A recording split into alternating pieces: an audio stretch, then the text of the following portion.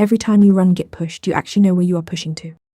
In Git, a remote is a reference, a named pointer, to another copy of your repository hosted somewhere else.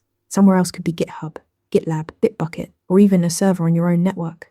Think of it like a bookmark. Your local repo knows the remote's address, but the two copies stay independent until you explicitly sync them. When you clone a repository, Git automatically creates a remote called origin. That is just a conventional name pointing back to the source you cloned from. You are not limited to one remote either. Run git remote add to register a new one, and git remote -v to list them all. A common setup is having origin for your own fork and upstream for the original project. Remotes are what make collaboration possible. When you run git fetch, you download changes from the remote without touching your working files. Git pull does the same, but immediately merges those changes into your branch. And git push sends your local commits up to the remote, sharing your work with teammates or publishing it for the world to see.